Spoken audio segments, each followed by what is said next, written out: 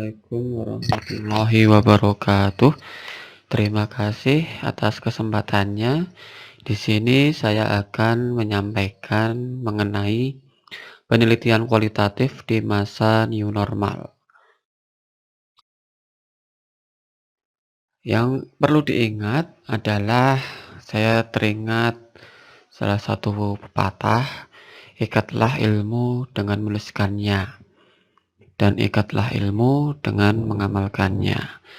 Ketika kita sudah dapat ilmu, eh, kita harus mengamalkannya, termasuk di penelitian kualitatif ini. Ini adalah salah satu eh, cara untuk mendapatkan ilmu.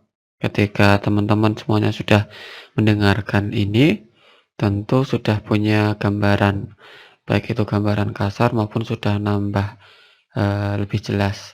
Kemudian coba dilakukan dengan menuliskan ataupun melakukan penelitian. Kita harus membiasakan 3 hal ini ya. Jadi baca, kemudian tulis, dan amalkan. Artinya baca itu adalah dalam konteks penelitian kualitatif, berarti Anda harus membaca literatur, membaca artikel, dan juga membaca keadaan. Artinya membaca keadaan adalah Anda terjun ke lapangan, Anda baca peluang mana yang bisa dijadikan topik penelitian, mana yang tidak. Kemudian tulislah apa yang ada di dalam pikiran, apa yang di dalam otak, sehingga menjadi gambaran kasar ataupun poin-poin penting yang akan kita lakukan. Dan ketika itu menjadi kegiatan yang bolak-balik, artinya setelah tulis pasti baca lagi, tulis lagi, dan sebagainya. Kemudian diamalkan, artinya diamalkan ketika Anda sudah menulis, maka coba deh disampaikan ke khalayak ramai atau didiseminasikan. Bisa dalam bentuk oral presentasi ataupun tulisan artikel ataupun opini. Kemudian hal itu dibaca kembali sehingga 3 siklus ini akan menjadi pembiasaan yang baik untuk kita. Selanjutnya perlu diketahui dan harus ada alasan mengapa kita meneliti. Paling enggak ada syarat lulus ya. Khusus untuk mahasiswa S1, S2 ataupun S3, kalau tidak meneliti berarti nanti kita tidak bisa lulus. Karena syarat lulus adalah menulis skripsi, tesis ataupun disertasi. Untuk menulis itu kita harus meneliti. Entah meneliti di lapangan, entah meneliti di suatu daerah atau meneliti literatur yang ada. Kemudian jenjang karir untuk yang sudah bekerja. Kemudian eksistensi diri jelas. Gak cuma selfie posting di Instagram, tetapi kita juga eksistensi diri lewat tulisan kita. Mungkin kita sudah meninggal, tetapi eksistensi diri kita masih akan terus ada ketika kita meninggalkan tulisan. Kemudian sarana belajar. Jelas ya, karena ketika kita menulis, kita meneliti, pasti kita baca, kita tulis, dan kita amalkan tadi. Kemudian membuka wawasan. Dari yang tidak tahu menjadi tahu, dari yang tahu menjadi tidak tahu. Artinya tidak tahu itu adalah ini ya, ketika saya lulus S1, saya merasa ilmu saya sudah banyak mungkin, tetapi ketika tambah mempelajari ternyata kok ada banyak sekali ilmu yang masih belum saya tahu ya. Nah, berarti ketika kita semakin banyak mempelajari suatu hal, sejatinya kita semakin banyak yang tidak mengetahui banyak hal. Artinya ini salah satu jalan kita mengenali diri dan kita sadar kita adalah manusia yang sangat kecil, ada Tuhan yang luar biasa begitu kaya ilmu. Kemudian langkah-langkah penelitian, baik kualitatif, kuantitatif, atau apapun itu sebenarnya sama. Kita mulai dari mendefinisikan masalah, kemudian mengkaji literatur, mereview teori, konsep, temuan penelitian sebelumnya. Ini adalah hasil bacaan kita ya. Kemudian memformulasikan hipotesis. Ada suatu dugaan tentang masalah yang kita sampaikan tadi. Kemudian kita desain penelitian, tujuannya apa? Tujuannya adalah ingin menyelesaikan atau menemukan solusi dari masalah yang ada, yang kita angkat. Kemudian caranya adalah kita mengumpulkan data, entah itu dari observasi, entah itu dari wawancara, ataupun apapun itu. Kita kumpulkan data, kemudian kita analisis. Bukan tidak mungkin dalam proses menganalisis kita kembali mengumpulkan data dan kita analisis ulang. Kemudian setelah itu kita interpretasi dan melaporkan. Dalam proses interpretasi dan melaporkan, kita tidak menutup kemungkinan kembali menganalisis ataupun bahkan kembali mengumpulkan data. Mungkin dalam proses interpretasi ada data yang kurang tepat ataupun kurang sesuai. Dan ini ada menjadi siklus meneliti. Kemudian, bagaimana sih penelitian kualitatif di masa new normal? Bagaimana mendesain penelitian dan mengumpulkan data? Tentu kalau pas zaman sebelum COVID, kita meneliti ya ke sekolah atau ketemu dengan siswa, kita berikan tes atau kuesioner ataupun apa, kita input ke laptop, kemudian kita analisis. Itu mungkin gampang ya. Tetapi ketika masa pandemi seperti ini, sekolah tutup. Nah, terus bagaimana? Nah, sebelumnya kita masuk ke jenis penelitian dulu. Di dalam penelitian kualitatif terdapat banyak sekali jenis penelitian, tetapi yang mungkin kita lakukan di era new normal adalah ini. Ada survei, eksploratif, etnografik, literatur review, dan grounded theory.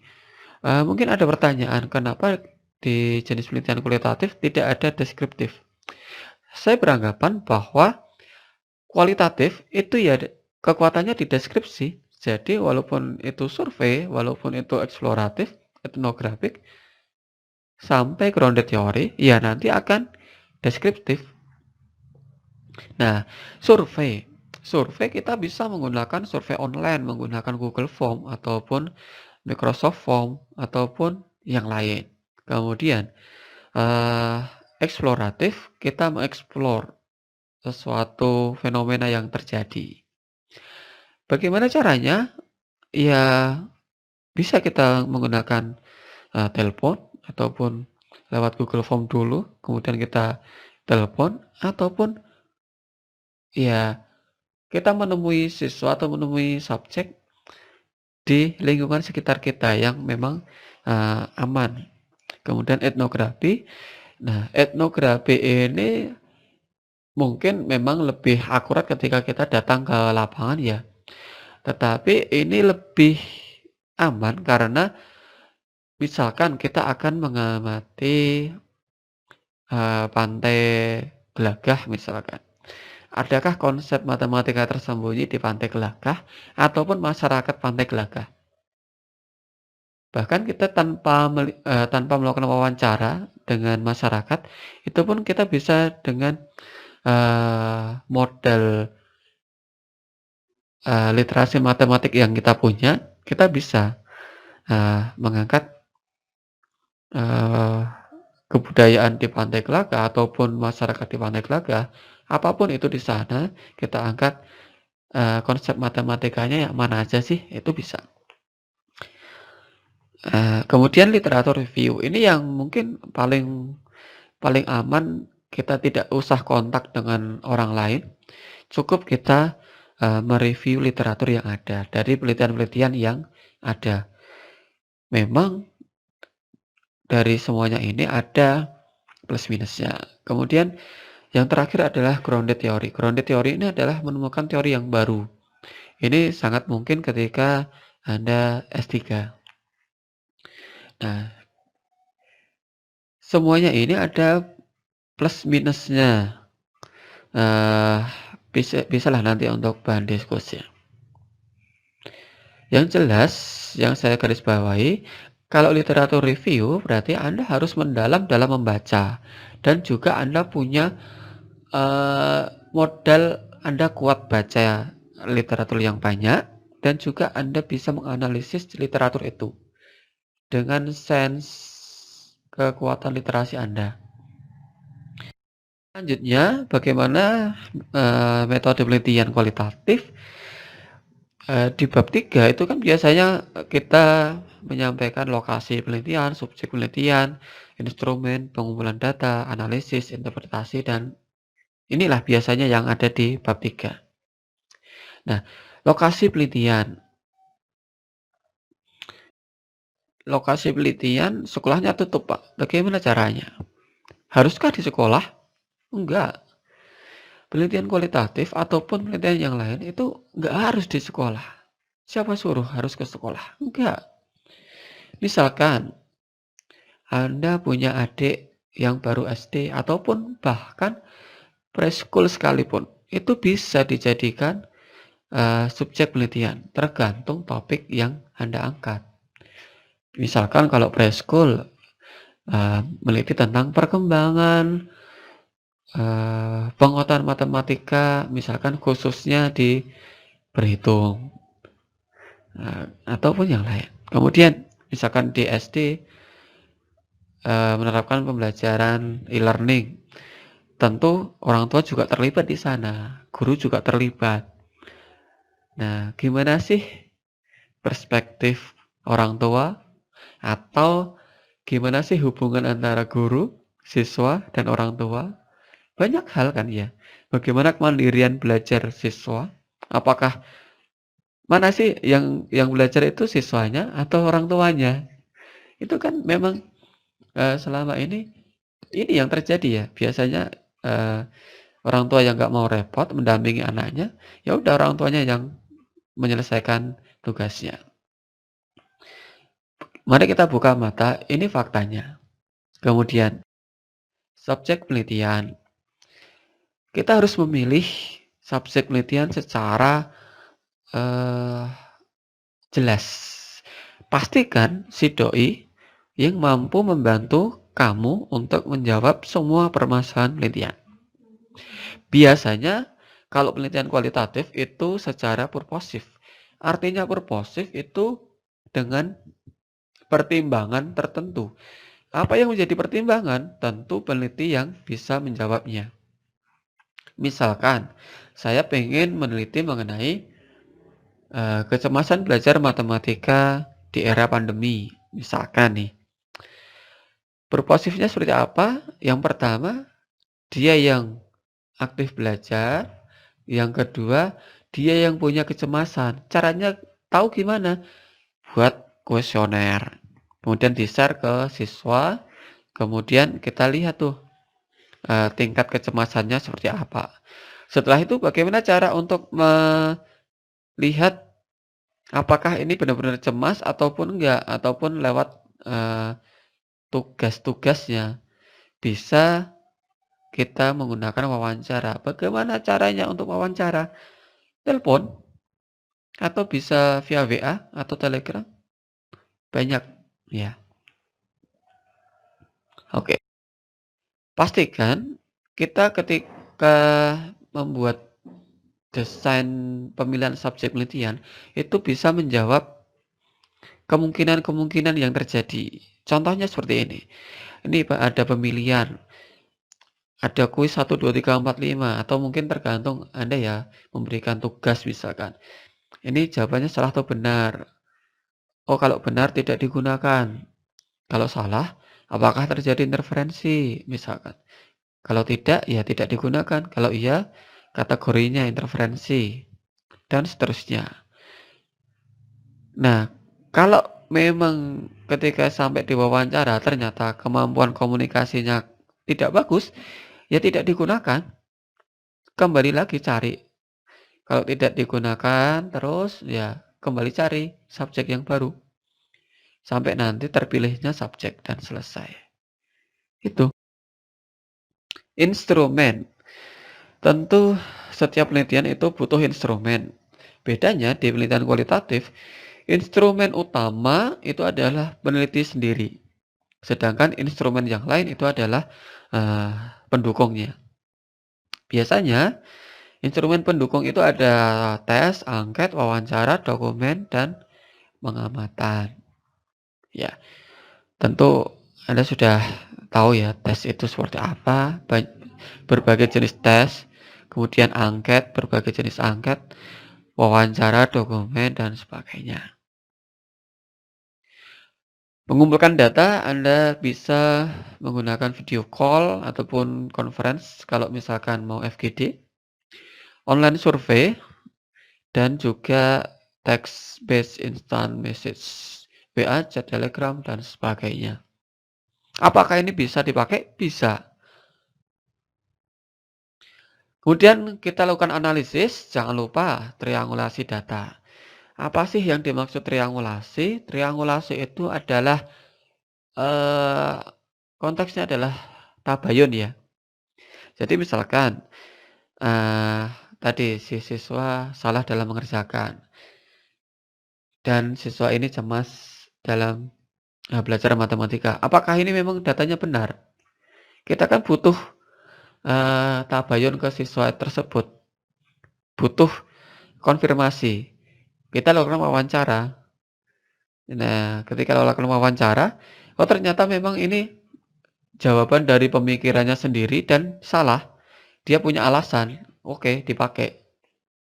Tetapi ketika dalam proses wawancara, si anak ini nggak bisa jawab apapun, ataupun bahkan, oh langsung dia konfirmasi, ini jawabannya salah mas, atau pak, yang benar ini, karena kemarin saya jawab salah karena saya masih kurang yakin, jadi saya jawabannya ini. Tetapi ketika sudah saya kumpulkan, ternyata, oh ini jawabannya salah pak, seperti itu. Berarti ini nggak bisa dipakai. Atau bisa juga menggunakan teknik ada 2 soal dikasihkan waktu yang berbeda. Ya banyaklah, ada triangulasi sumber data dan metode. Kemudian tidak menutup kemungkinan perlu mengambil data lagi. Ini yang seperti saya sampaikan di awal tadi ya.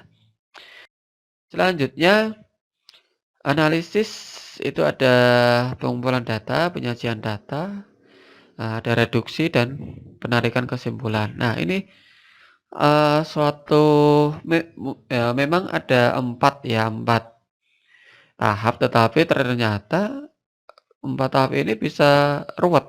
Artinya bisa ruwet dari pengumpulan data kemudian disajikan ataupun direduksi. Ketika direduksi bisa dikumpulkan data lagi kalau misalkan datanya belum lengkap. Kemudian disajikan lagi dan terus ini bersiklus sampai nanti disimpulkan. Bahkan ketika kita menyimpulkan, ketika kita memang belum punya kesimpulan yang memang itu bisa menjawab pertanyaan penelitian, maka kita kumpulkan data lagi. Nah, sampai nanti kesimpulannya ini menjawab pertanyaan penelitian. Nah, seperti ini ya. Jadi ada data, ada apa aja datanya, kemudian apakah cukup? Tentu definisi cukup itu berbeda-beda ya dari setiap peneliti. Silahkan didefinisikan sendiri. Kemudian kalau belum, kumpulkan data lagi. Kalau sudah, reduksi, pengkategorian, dan sebagainya. Contoh. Nah, ini contoh di penelitian di era pandemi. Ini, assessment of lockdown effect in some states of overall India.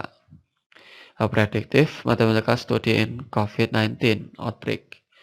Ini bisa. Kemudian, is COVID-19 is gateway for digital learning in mathematics education? Nah, ini pun bisa. Ini kan India ya. Coba kita tarik ke Indonesia, ke Jogja. Ini kan di mana ini ya, di luar negeri sana ya, kemudian kita tarik ke sini. Kan pasti kita juga menggunakan digital learning kan. Nah, kenapa kita nggak teliti juga dengan lokasi yang berbeda, dengan subjek yang berbeda.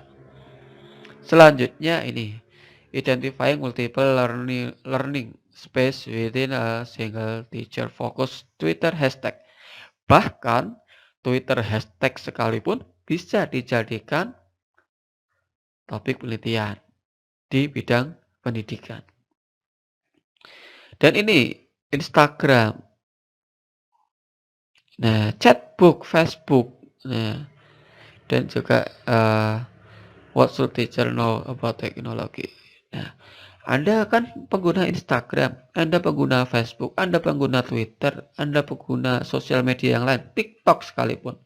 Gunakan itu. Kembangkan itu untuk sesuatu hal yang baik. Contohnya menggunakan TikTok untuk tutorial ataupun TikTok untuk motivasi belajar dan sebagainya. Banyak hal. Selanjutnya, saya punya satu kalimat dari Jones tahun 1970. Methodology should not be a fixed track to a fixed destination, but a conversation about everything that could be made of happen. Artinya adalah metodologi itu seharusnya bukan jalan yang ataupun satu-satunya jalan untuk mencapai tujuan. Tetapi ini adalah sebuah conversation, artinya sebuah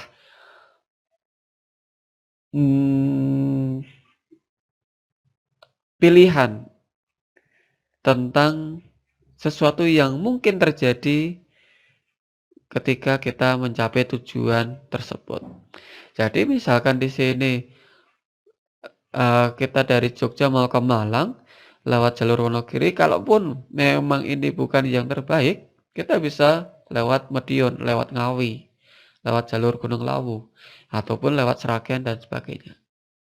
Ingat, yang penting adalah proses kita sampai menuju ke tujuan, bukan tujuan yang menjadi utama. Terima kasih atas partisipasinya, semoga bermanfaat. Jangan lupa kunjungi YouTube channel saya di Irfan Media dan juga kunjungi website saya di irfan.com. Terima kasih. Assalamualaikum warahmatullahi wabarakatuh.